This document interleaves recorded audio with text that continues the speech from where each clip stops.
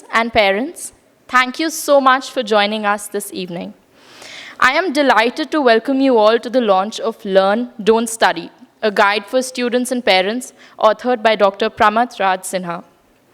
Dr. Pramath Sinha, as many of you may know, is the founding Dean of the Indian School of Business and a member of the Executive Board.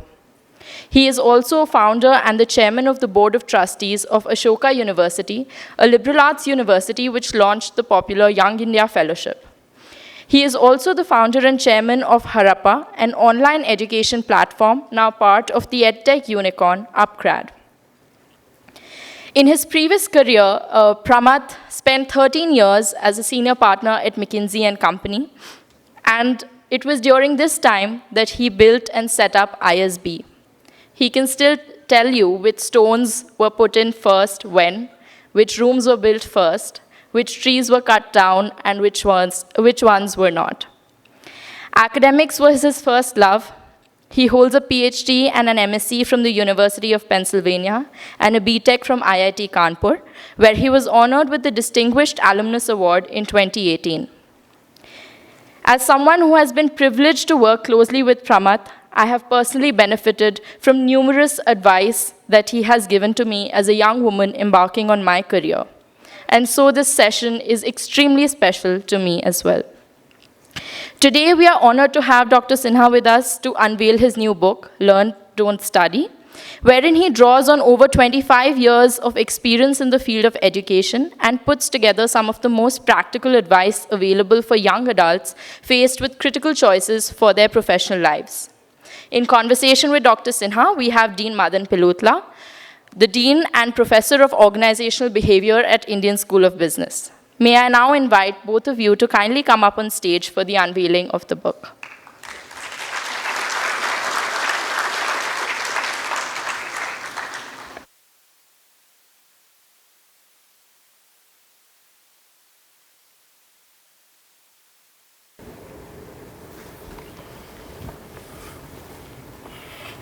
Thank you.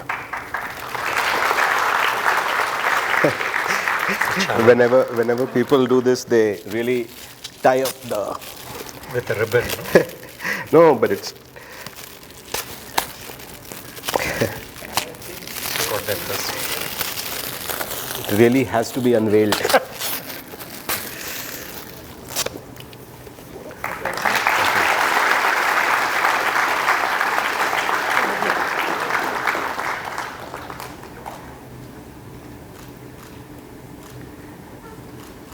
Thank you.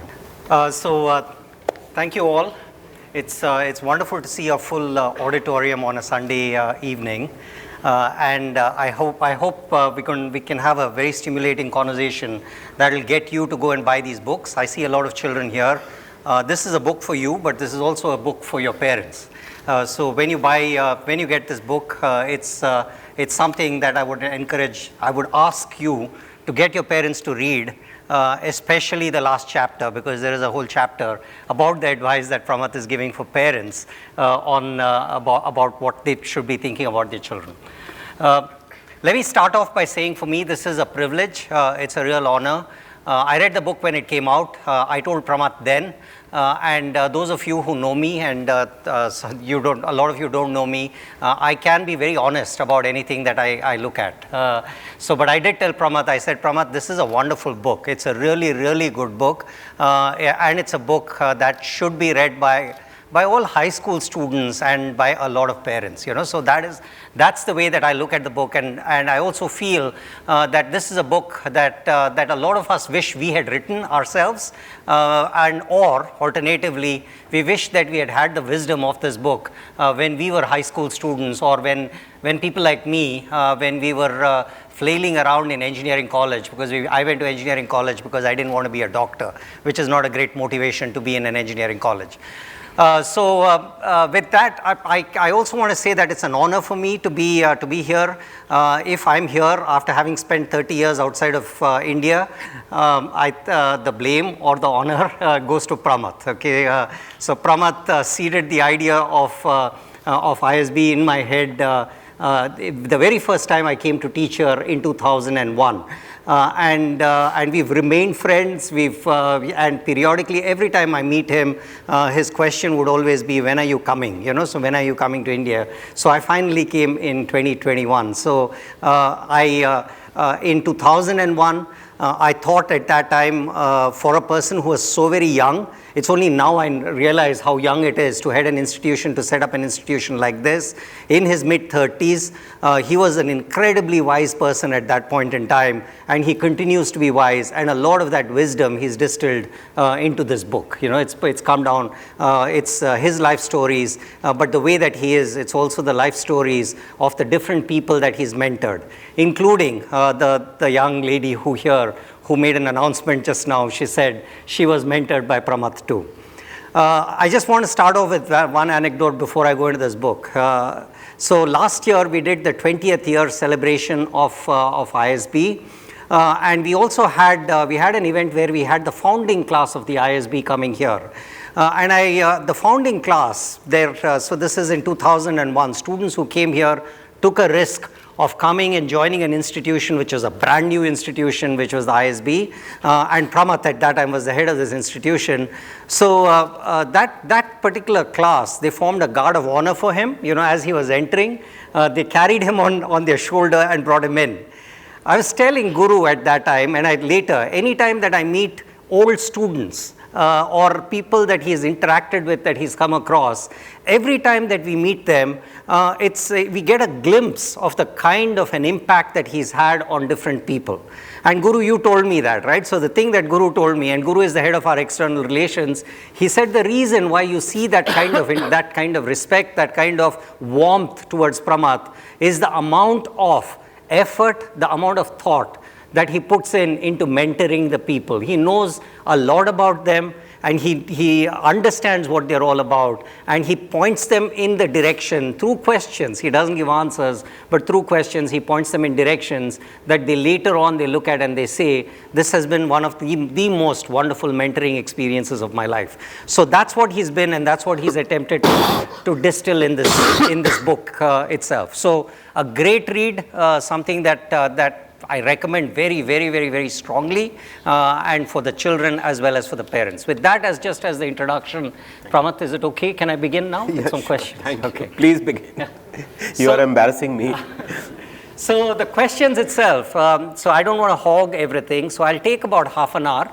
I have a few questions and these questions, Pramath, are more about highlighting some of the lessons in the book, and then I'll open it out to the audience itself, right? So that, what I've taken away, some of the questions that I have from the book itself, and then we'll open it up much more broadly to what the audience has said. Can I take a second before your question? I just want to say that this is very special. The book actually got officially released some time back, and it's been out there. But when I wrote my first book, it was actually officially released at ISB. It was the story of ISB. And now that I've written this book, everybody mentions the two books together. They say Pramath has written two books, the ISB book and this book. So I'd never made the connection, but now that this event is happening, I'm just flooded with memories of that launch. And I think it's very special that it's happening today here, especially because ISB has always been very special. I wouldn't have written this book, I wouldn't have become what I have become, or people wouldn't have cared to read my book, or a book by my name, if it hadn't been for ISB. You may think I'm wise, but I was just desperate. I was running after you for 20 years because we needed good people here. So I really do think that for me it's a very special moment that this is getting released here, and that I'm here at ISB with the book. So thank you for organizing this, and thank you, Guru, for also supporting and making this happen. Thank you. Thank you, Pramath. Thank you. So we always, so you do know, Pramath, despite all your new titles, whatever you have, we always claim you as ours, right? Yes, so we always say that you're ISBs. So that I'll put another anecdote in a forum not very different than this. Rajat Gupta, who was instrumental in the setting up of ISB, he said the greatest gift I've given to ISB is Pramath Sinha. So you've heard that too, Pramath. You've heard that. Yeah, all this is very embarrassing, but let's get on with the questions. Okay, so Pramath, you distill down, in your book, you distill down a few principles about, because your whole approach is, it's said to a very large extent, the way that people view education is that they view it as some kind of a means to an end. I want to get a great job, I want to make a lot of money, so what is it that I need to study in order for me to have success in life? And you say that's kind of a wrong approach. That's not the way that you want to look at it and think about it. Instead, you want to be thinking about education more broadly, or life in general, as a series of learning events. So you're going to learn all through your life. And you say in the course of it, you say you'll discover success, you'll discover fulfillment, you'll discover a lot of joy, because ultimately what you're saying is that passion is something that is discoverable and developable, right? So that is the point that's the really important point that you're making in the book. So just tell us a little about what you mean by that, so because a lot of times people give this impractical, what even in your book you call impractical advice, follow your passion and then life will work out the way it is. Yeah. But you are actually breaking it down and saying that's not the right kind of an advice, because passion itself can be developed. So tell us a little about that. So there are two very strong existing mindsets. One mindset is that there is a perfect career out there, and I need to study A, B, C and get to that perfect career. So one simple example is IIT, IIM. Everybody talks about that. Or we say engineering MBA. And then you say, okay, to do that you must study physics, chemistry, maths in +2. And so you get locked into that thinking. I was just with a young student yesterday, who is still regretting the fact that his mother forced him to go to Kota to study for IIT JEE, where he spent 3 years working very hard, didn't get in. And he's traumatized by that experience even today, that I was not good enough to get into JEE, to IIT, or to meet my mother's aspirations. And in fact, after that he got into VIT, but the parents said, no, don't go to VIT now, you just study here only, because it's okay, you didn't make it. So that's one thinking. And I think there's a quote here in the book that I say just as a digression maybe, but I'm trying to remember the exact words, but it says that your children become what you tell them. The way we talk to our children becomes their inner voice, right? I could see that just yesterday. 31 years old, his inner voice is, I'm not good enough. So this linear thinking that this will lead to this will lead to this is one aspect of what people tell. The other is slightly more evolved, existential, spiritual, which is find your passion. And it's like there's some passion growing somewhere on a tree outside that you go and pluck it, and that becomes your passion. Or that there is some perfect passion for you, right? It's this whole idea of in a marriage, people say there's some soulmate, some perfect husband or wife out there for you. Right? So there are these two very diametrically opposite views in the world, that either you follow ABC and you will get there, or you must find your passion. And a lot of young people these days are confused. In fact, a lot of people I have today are looking for success and passion at the same time. They're saying, I want passion and job and salary and success, everything together. It doesn't work that way. I think we all know that. So then how do you find the middle ground? So the way I think one has to think about it is that, yes, what you study is important, but often what you study is not going to lead to a particular outcome. That whole assumption that A plus B equals C is patently wrong, okay?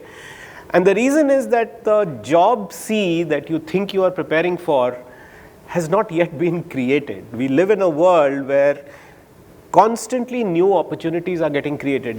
These kids are much luckier than when you and I were growing up, where the number of opportunities they have, they don't even know. I don't know. You don't know. You are educating people with MBAs, but they don't know. You don't know what jobs they're going to get 5 years out, 2 years out, 10 years out. And especially the school children are here.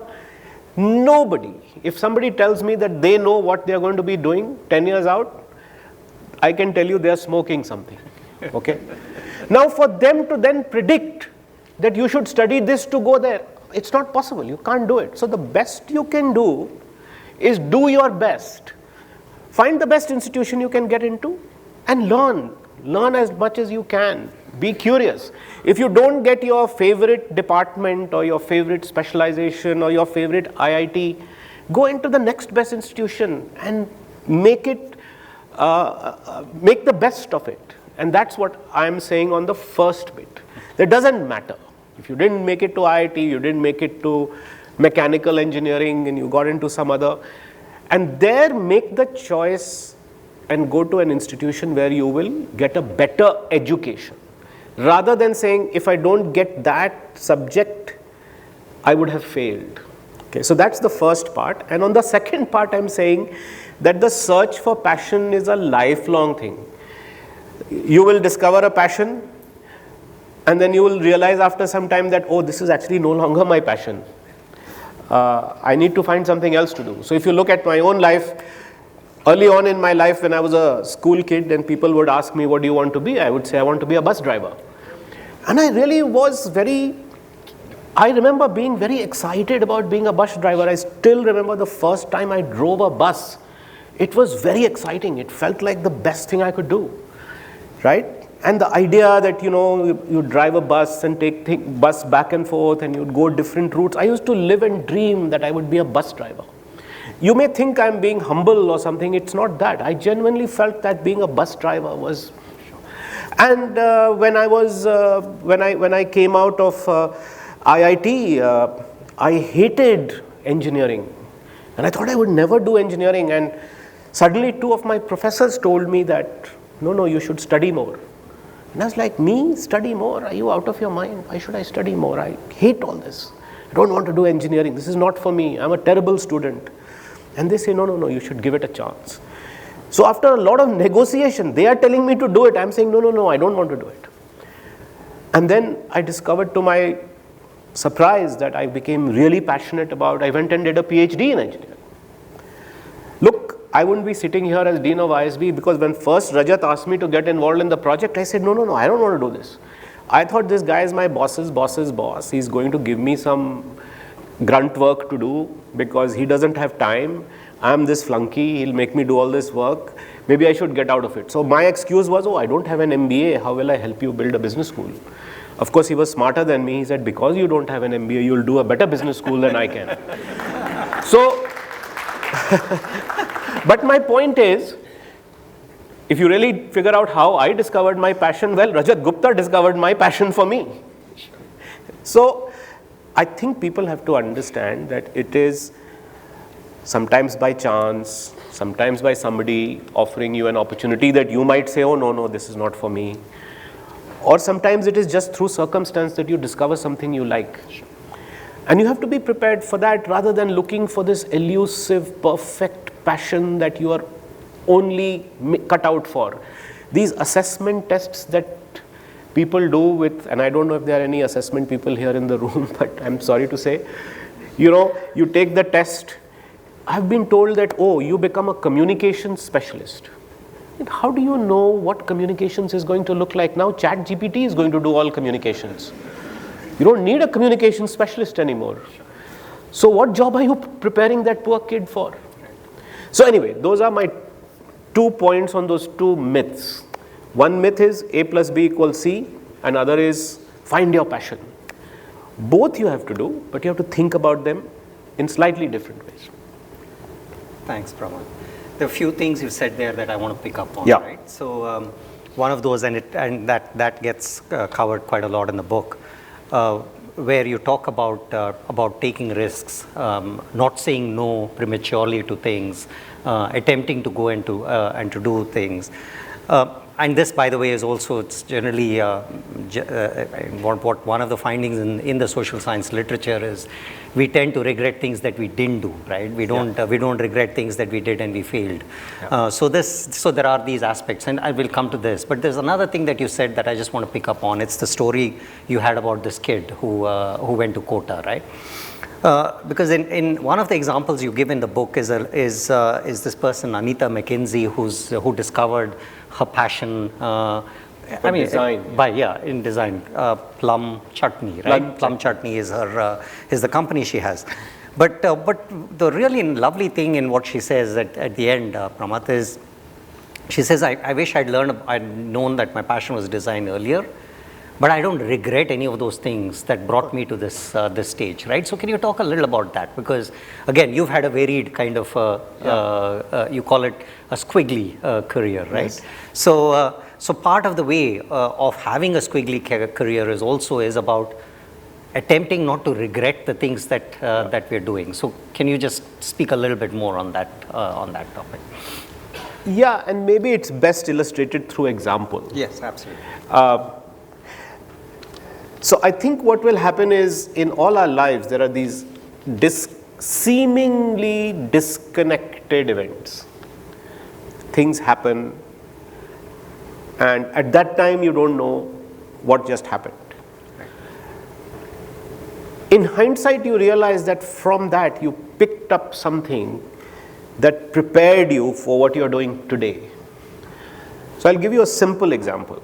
I did a PhD in engineering in a very esoteric field called robotics at that time, 30 years ago. I thought I was training myself to become an academic like you, that I would work in a university all my life. I was very happy to do that. I thought it was a great life to be an academic. I loved robotics. I became an academic. I joined the University of Toronto, and in 6 months I hated it. I couldn't stand it. I was like, oh my God, I have studied for 5 years. I worked so hard. I got this job in a recession in the US.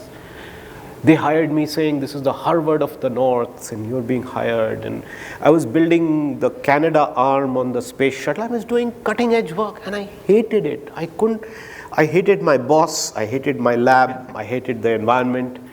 And I was like, I'm not cut out for this. I shifted to business. Academia is not that bad. I just want to. So, a lot of people told me, you are selling out. This is not about not liking. You just want to make money. Academics don't make money. Business guys make money. You are selling out. People actually told me, my good friends told me, you are selling out. Okay. Or people told me, what a waste. You wasted 5 years doing this stuff and now it's all going to waste. Arey, come on, give it one more shot. And then people would say, Acha, you are working in this, but how is this relevant to what you studied? And I was like, just leave me alone. You know, I'm happy I got out of there. I landed on my feet. Look, you fast forward today. I think one big reason I have been successful in building the institutions is because I'm a failed academic. Because I failed as an academic, I know what to do in institutions that really inspires academics. I don't want any academic coming into ISB or Ashoka or any university to feel the way I felt. Huge learning, right? I didn't realize that was going to be a learning. But a second thing I learned, Madan, now the other debate that is in the book is this thing about generalist versus specialized. So people say, if I keep doing multiple things, what will I ever be known for? Jack of all trades, no specialization. Why will people hire me? Right? But you know what? What the PhD taught me was how to specialize. What does it mean to specialize? Now I can specialize in anything, anytime. I don't need 5 years. Again, that was a big learning. It's not that you have to, again, like you said, you don't have to do a PhD to learn that, but that was one thing I learned. So I may not be using the exact PhD knowledge, the robotics knowledge, but the higher level learning that came from doing research, the confidence that came from me helped me along. So the point I make is that each of these experiences add up, and most people here who are grey-haired will know that this is not rocket science. They all know this. But young people don't know this. Nobody told me that when I was doing this. So every time I had to make a change, I was pulling my hair out. Oh, I will lose all the things that I learned, all the effort that I made. What is going to happen to that? It will not get valued. They are not paying me enough salary for the experience I had. And I've realized in life that everything adds up. So the cliched expression is that the dots always connect. And the point I make in the book is that you keep picking up dots. Pick up lots of dots, because they will all connect. The more dots you have, the more connections you'll have. The better you will be ready for the world. So yeah, that's really the point, that every experience, however disconnected it seems, will ultimately take you somewhere. That will make you the unique person you are. And that's true for Anita McKenzie. She became a designer, but she was an engineer.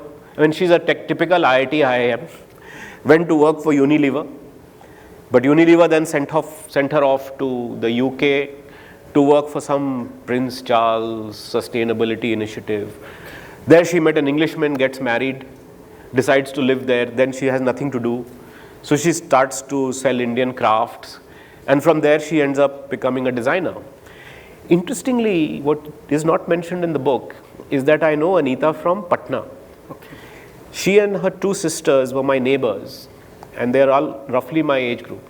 All three sisters are now designers from very different backgrounds. The older sister is a psychiatrist who now makes memorabilia like mugs and stuff where you can get something nice written. She's in the US. So if you want something written on it, right, ISB logo or I love Madan, those things she will do. There is a second sister who runs a furniture store in Mumbai, Tianu Furniture, some of you, very high-end, no background in carpentry, design, nothing. And this one does interior design now in Singapore. Now that's a research project for you, how do three sisters coming from very different backgrounds end up doing something very creative in design? Would anybody in the family, in the school, in the friends where we were growing up in Patna would have ever predicted this? No. What's the point of trying to tell these kids what they should do? Nobody knows. Yeah. So I'll just pick up and two more questions and I'll open it up, right? Yeah. But so this generalist versus specialist is a very, very important part of the book, I think there's something that Pramath writes there. It's very important for all of us to think about. You generalize early, you specialize later. So that's the point that Pramath makes, which I think it's a very subtle but very important point, because a lot of us in India, we get tracked in after we finished our 10th standard, we start specializing. By the time we finish our 12th, we start specializing, because there is this notion of lost time in our head. If I don't do this now, then I'm losing 2 years, I'm losing 4 years, I'm losing 6 years, and so on. So we have that kind of a sense that's out there. So it's very important. But what I found really insightful, Pramath, is where you talked about what specialism actually does for you, right? So even if you don't continue in that specialist field in which you have specialized, what it does for you is it teaches you how to ramp up and become an expert really quickly in some domains, because we don't want people running around pretending to be experts in everything, but specialism will help you become that kind of an expert. So that's some kind of a really a very, very deep insight that's there. I thought let's just highlight that because you said that too.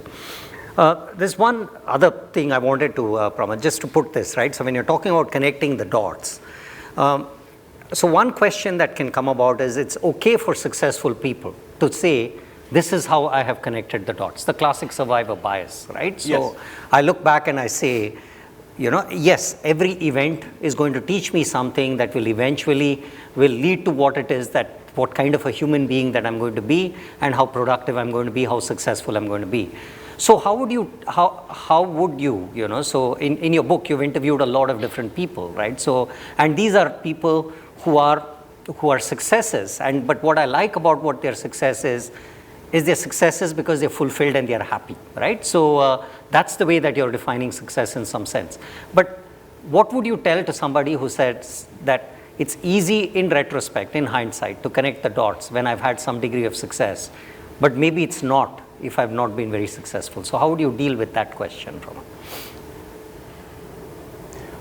I think everybody goes through periods when they are successful and not successful. So at any point in time, if you ask a bunch of people today, somebody who probably got a 95% in their science exam feels they are not successful, and somebody who got 99% feels they are successful. I think the question is, over a period of time, can you build a string of successes? And what mindset do you need to have to be able to do that? Okay?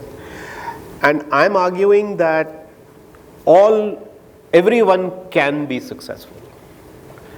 I cannot believe that anybody here is born to be unsuccessful. And so the mindset that you need to have to be successful, however you want to measure success, I used to measure success when I was in my 20s and 30s in terms of how much money I made and how quickly I got promoted. Later on, when I had made some money, I realized that, success also means that I need to be able to look after my parents and take care of my family, and so on and so forth. So you define success, whichever way you want to define success. It doesn't have to be just fulfillment. Fulfillment initially can be very material, it's okay. Whatever you define success as, I think the only thing you can do, and we overthink this, and that's what I'm trying to say, the only thing you can ultimately do is do something, right?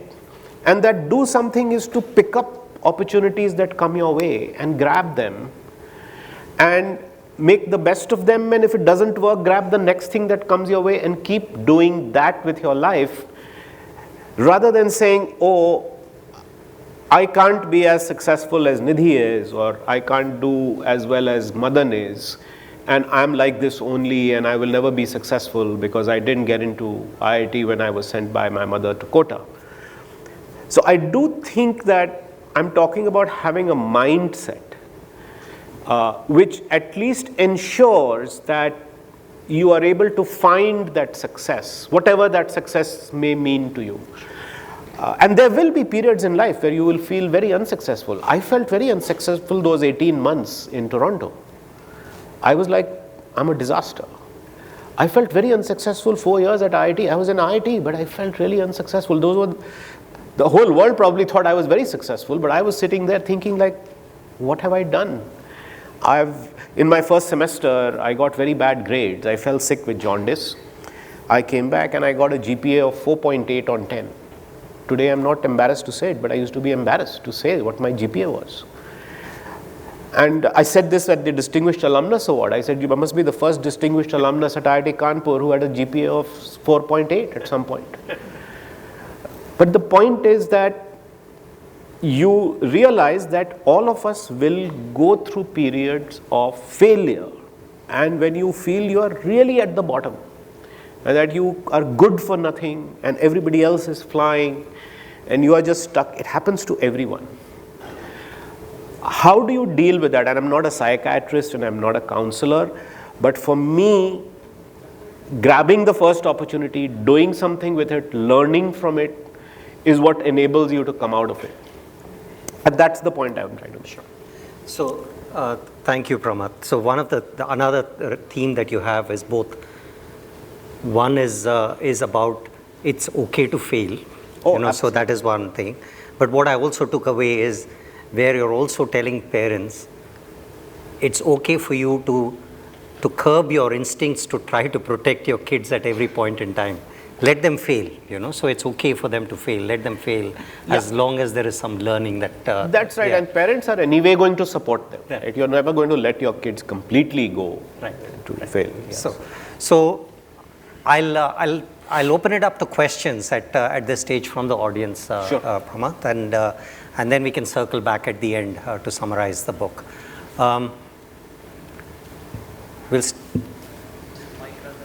There, the gentleman there. We're going to also give an opportunity for the students also to ask questions, right? Yes. And if you don't, I'm just going to cold call you. So you better be prepared. He's taking your class, as they say.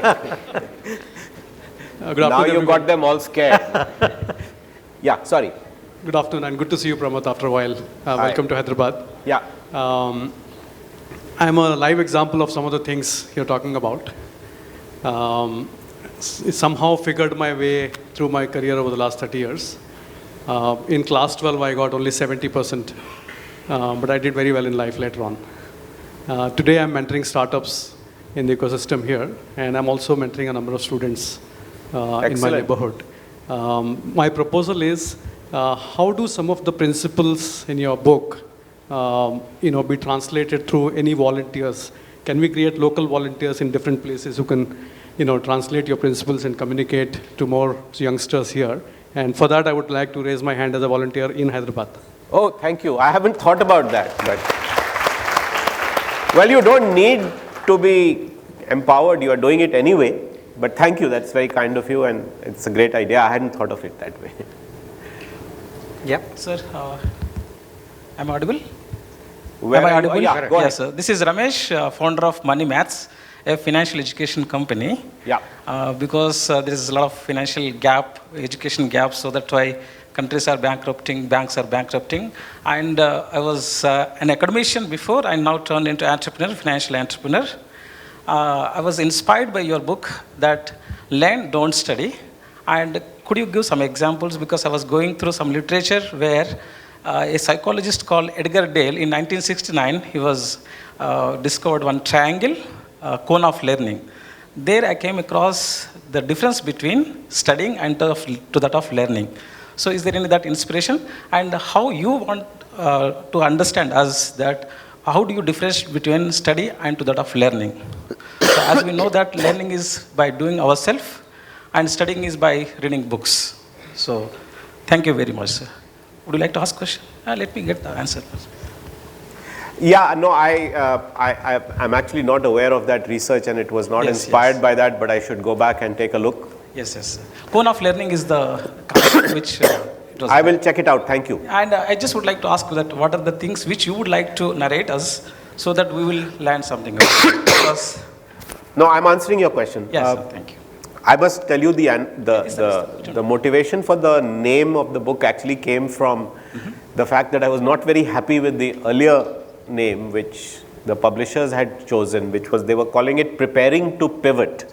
Okay. And I think they liked the alliteration or the P to P kind of, and I felt like it would not resonate with people at all. So I was trying to find some, and one day this title just struck me. So I don't know, maybe I have read about this some time ago and got inspired, but I don't remember that. I think learning and studying, there's so many different philosophical ways in which you can look at it. To me, studying is really about following a particular curriculum, something that is prescribed, something that is written down for you, and the idea is to just make sure that you pick up the frameworks, the concepts, the formula, and you are prepared that the knowledge has been imbibed. Learning to me is much more about motivation and your own motivation to go and study something or go and learn something or go and build a skill.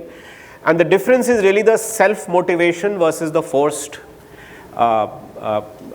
being forced or prescribed to do something. That's the simple way that I look at it. So when I had to choose my branch for my engineering, my JEE rank and the institution decided what I could study. I had to choose between metallurgical engineering or mechanical and aeronautical engineering. And the decision was actually not mine. I was told you choose between these two, and that is to me studying, right? So what should I study? So you'll go and ask a friend, what should I study? Aeronautical or metallurgical? And I actually didn't get an answer. I just chose metallurgy because of some reasons. Equally, when I went to do my PhD, I got a chance to decide what I was going to study and where I was going to do my PhD, who was going to be my advisor. And in fact, I didn't know that was possible. Even there I was saying, okay, please tell me what to do. Please tell me what to study. What should I do? What should I do? Till I realized that, you have to decide yourself. That then truly became learning. So I think that's the distinction that I would make. So here, this person, yes, please. This person has already asked me so many questions for the last 10 years. Why is he taking a bad time here? Go ahead. I love asking questions, and thank you for answering them, Pramath. So Pramath, my question is also similar. How to learn. That's my question, because what needs to be learned or what needs to be studied keeps changing. So how do we cultivate that ability to learn? Curiosity. You just have to be curious. All of us as human beings are curious. And our curiosity is actually killed by the school system, unfortunately. So I think one of the students here has a question. Yes. I think the simple thing is that you have to just completely go give in to your curiosity. Now, the gentleman there just talked about the cone of learning. I don't remember what the name was, but I'm going to Google and I'm going to go check out cone of learning. And next time somebody asks me this question, I can say, I read about it, 50 years ago by the psychologist. But the point is, we are all naturally curious. You just have to encourage your curiosity. I'm going to tell you right now, right here, everybody sitting here, think of one thing that you are curious about, and go back home tonight and do a Google search on it. There's no shame in going to Google search and searching it.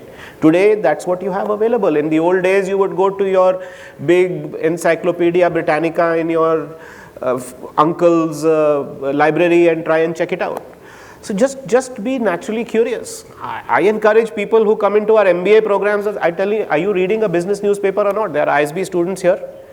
How many of you are actually reading a business newspaper every day? Are you naturally curious? I was telling some of you this morning that, they were saying there's no course on ethics at ISB.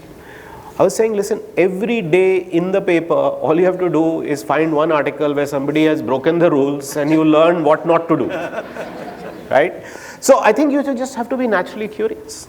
And that's how you inculcate a method of learning. How you learn, how I learn, how he learns, how we feed that curiosity is, we will do it in our own way.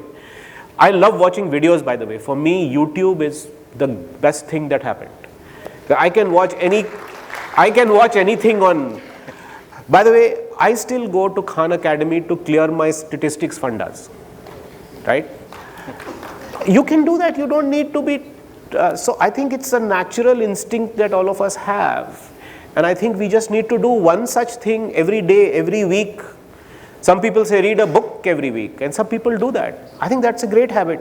I can't read a book every week any longer, but I can download videos for my 2-hour flight from Delhi to Hyderabad and watch them. I can listen to podcasts every morning and learn something. So I think that's what you need to do to inculcate, just be naturally curious.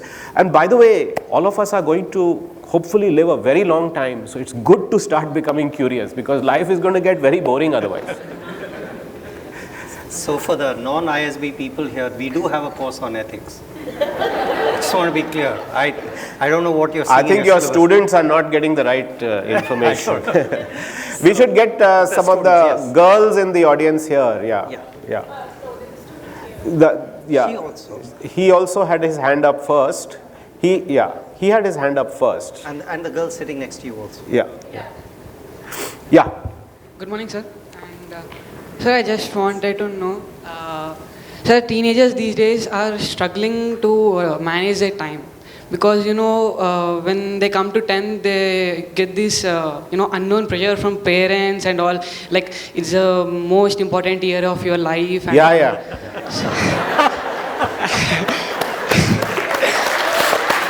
So I just wanted to know how to manage time, sir, because some people go to tuitions and some people go to sports academies to train and all.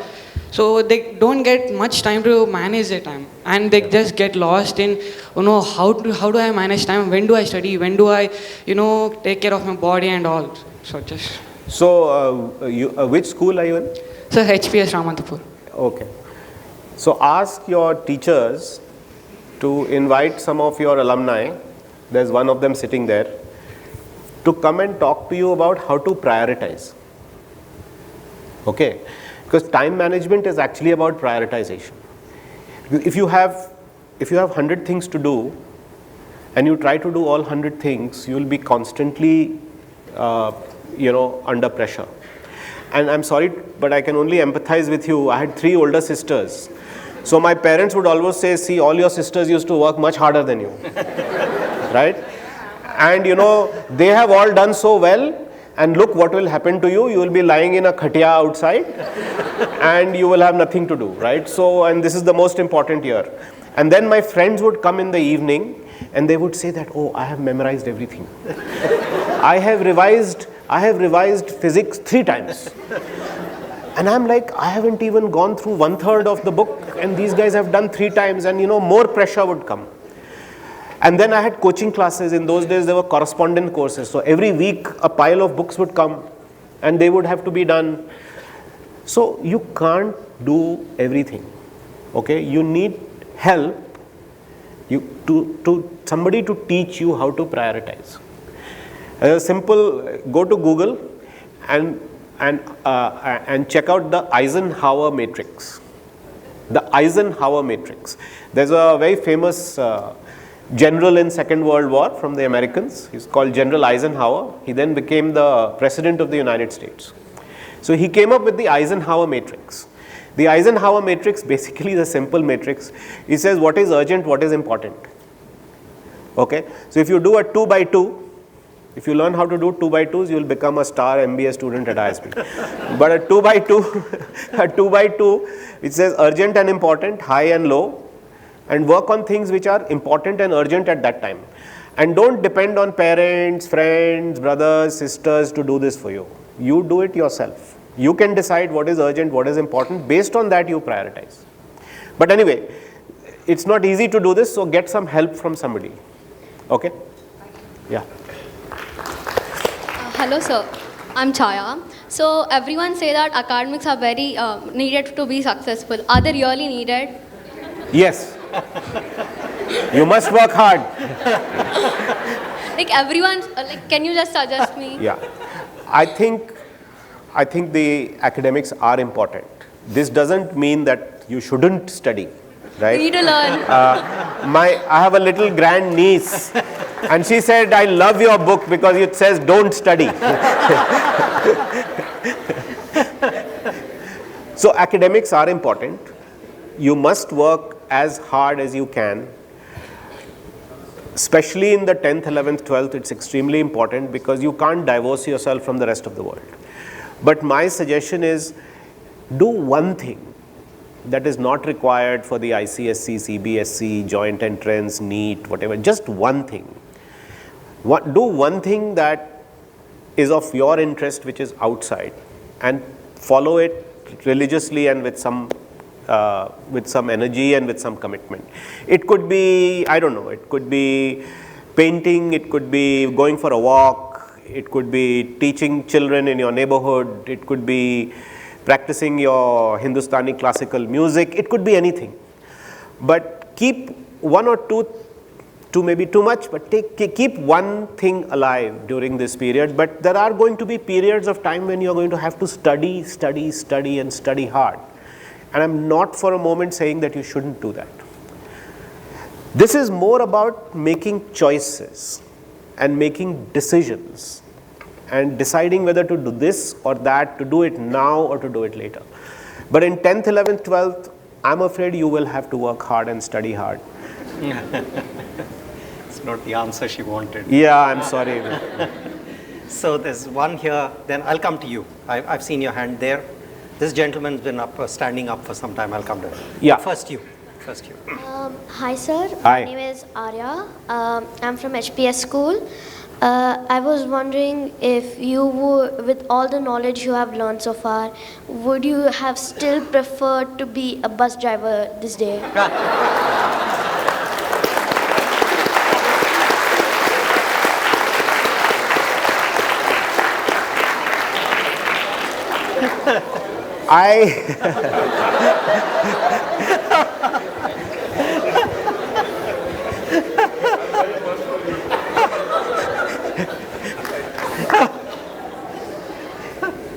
I would love to take you out for a drive on a bus, yes. I don't think I would want to be a bus driver for a profession, but I would love to still drive a bus. Have you ever driven a bus? You should drive a bus. But there's something better than driving a bus. You know what that is? That is driving a tractor. And drive a tractor with a trailer on the back. And then try to reverse it. And then you'll know why it's fun. Pramath sir. Yes. I am Dr. Sachem. I am also a faculty.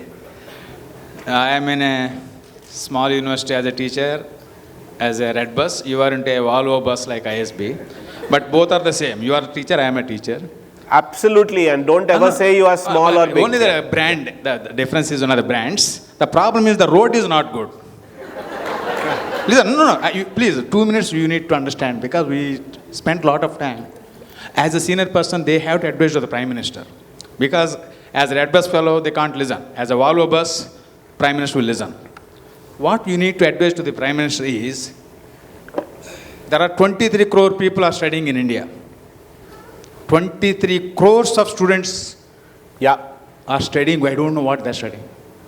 1,000 universities, 50,000 colleges, 10 lakh schools, 23 crore students are, without knowing they are doing.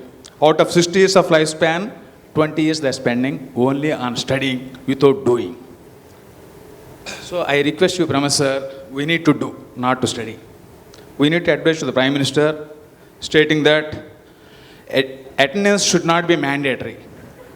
Because 20 years we are going on for attendance purpose to the college. Point two. ISRO should start 100 channels.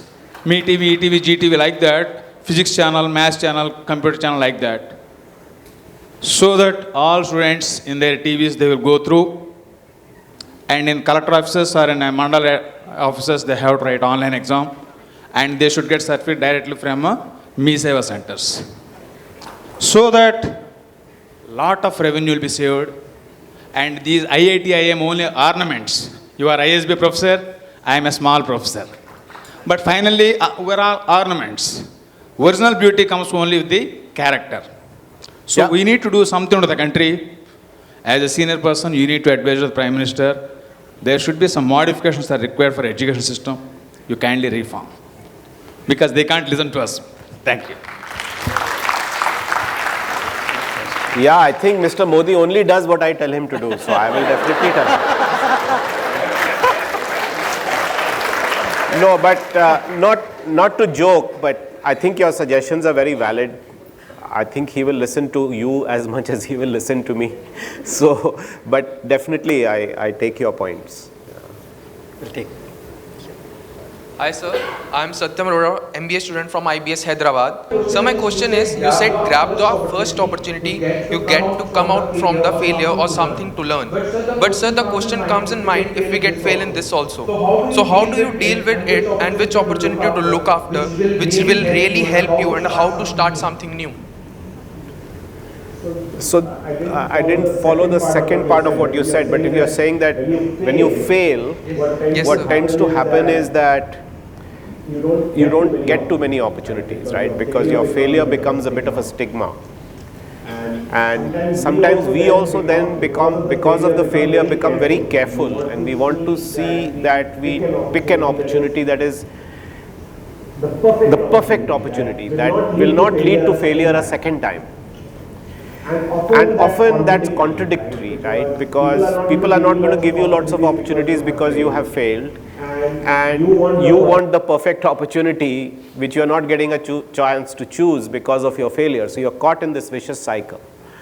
And the point I was trying to make there is that at least it's been my experience that whenever you fail and you feel like you're in a corner and there's nothing you can do, sometimes that one opportunity that comes your way, it's better to grab it rather than wait for the perfect opportunity.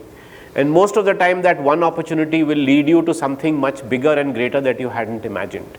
I don't have a body of research to support this claim, other than the fact that I've seen it time and time again with individuals that I have run into and in my own personal life. Does that answer your question? Yes, sir. Okay. Yeah. Thank you, sir. So I can see very many hands up. I'm just going to take 3 questions. We'll start with you 1, behind 2, and here 3. Yeah. Hello, sir. I am Manushri from HPS Ramantapur.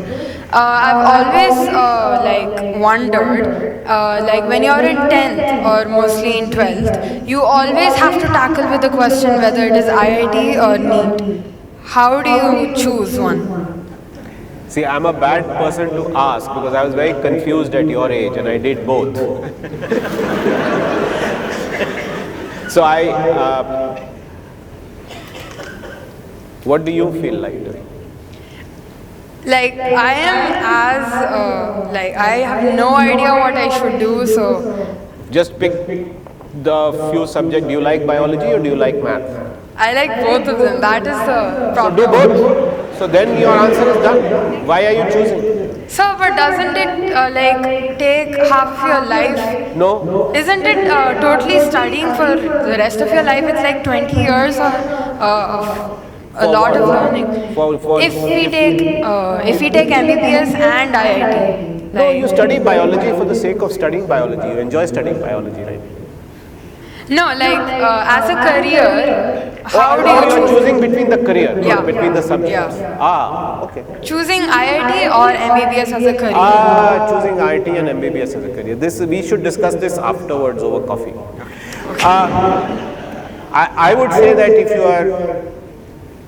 if you really like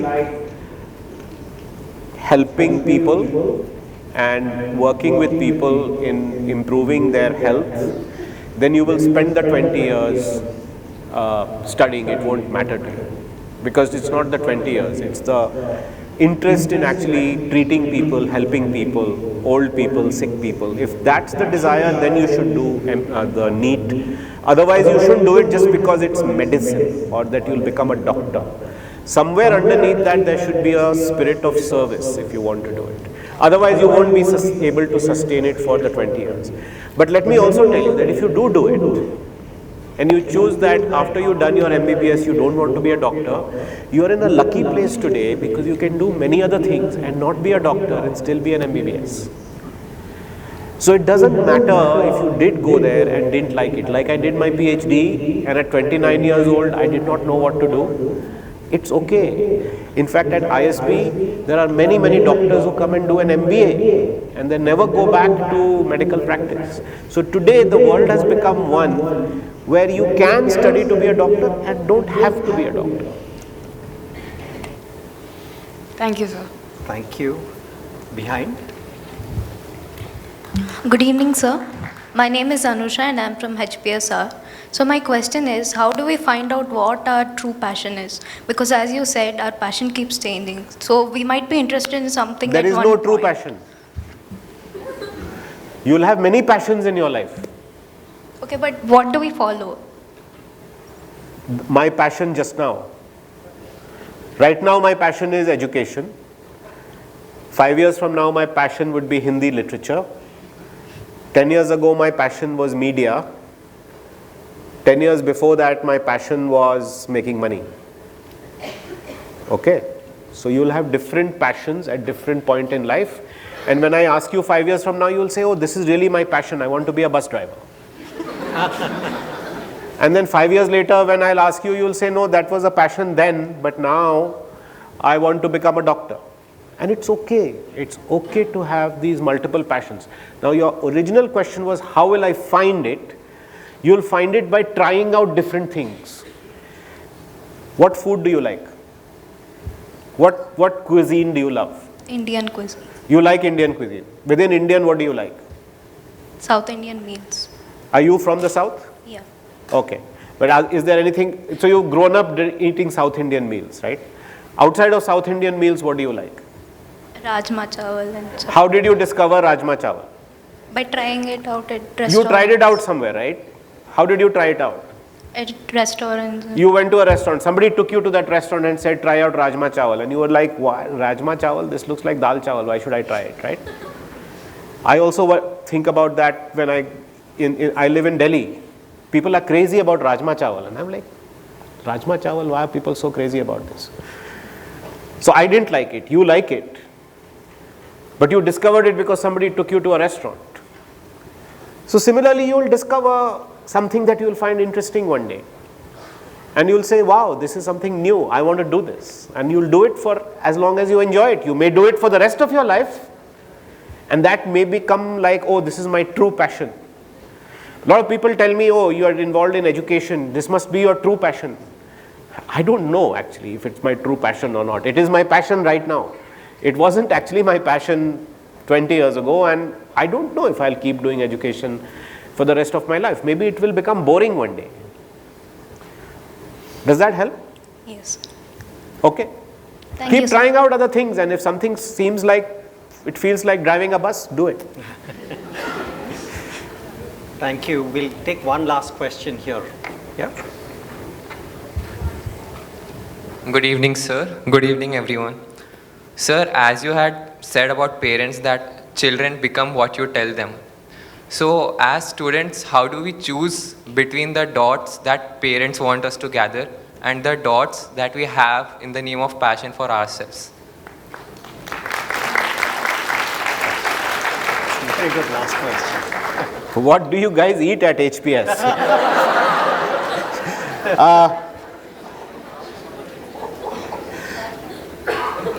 Listen, I think that all of these seem like trade-offs, and life is full of trade-offs. But they are not either or. You have to marry them somewhere. Okay? I don't think you can reject your parents' aspirations for you. But sir, if we are unhappy to achieve that, the dots will be left incomplete, no sir. So it's unsatisfaction to both sides. So how do we differentiate? I don't think parents will ever be unsatisfied with you, okay? I will say this in front of all parents. No parent will be unsatisfied with whatever you do. They may say something to you, but parents will never be unsatisfied. That is the relationship parents have. The parents' affection for their children is unqualified. They may say these things, and they may actually believe it also, that, oh, you have to become a doctor. But at the end of the day, they will support you. They will want you to be happy. Okay?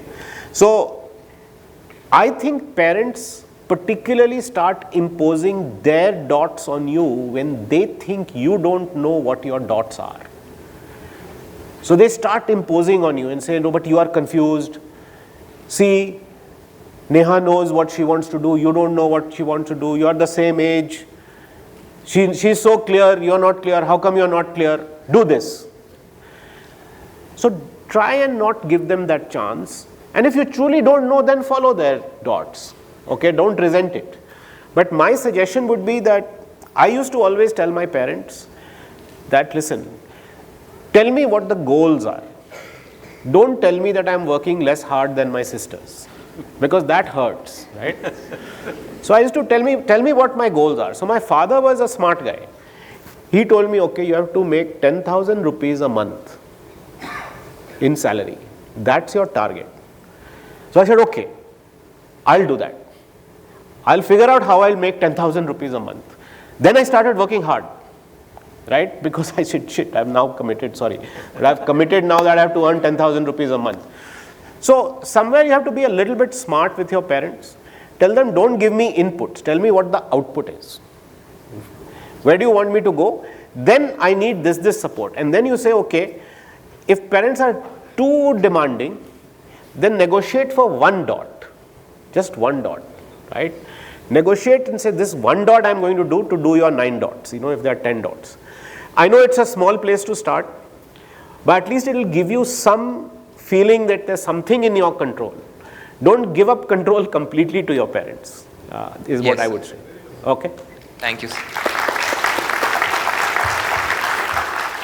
So I'm just going to close, Pramath, with, so we saw one educator. I think there are other teachers here and in the audience.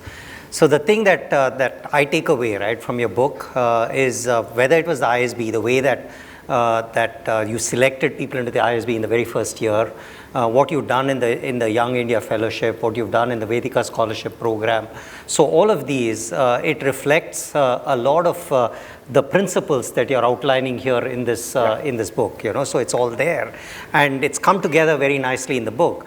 So what I would say, you know, rather than us saying what we need to tell the Prime Minister and so on, in our own daily life, in the kind of things that we're doing, if there are ways that we can adopt these principles in our interactions, in our micro interactions with students, in the way that we're mentoring students, that itself will be a revolution, which you agreed, you want to foster, you want to do this, that would be the revolution that you can think about bringing, because it's there, you know, so the prototypes are there, you can observe them, you can see them in the different institutions that you have built, Pramath. Thank you. So I just want to leave with that one thought. Thank you very much, Pramath. Thank you, Madan, and thank you for the audience. Well done. The questions were amazing.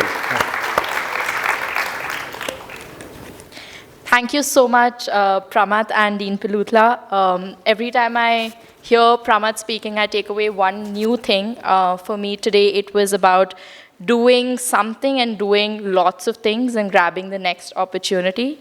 Sometimes we too at ISB feel lost about what to do, so I think that's a good one for me too. Thank you so much, Dean, for navigating that conversation for us and for some fantastic questions from the audience. I also want to thank some institutions that have sent students here today: Malla Reddy University, Hyderabad Public School, Ramantapur and Begumpet, English and Foreign Language University, BVRIT, and government degree colleges through the Commissionerate of Collegiate Education. Thank you so much for enabling this participation today. Thank you to all the students, the parents, and everybody who attended. We also have books available for purchase outside that Pramath will be signing. So please do purchase the same right outside the auditorium. Thank you and have a good evening.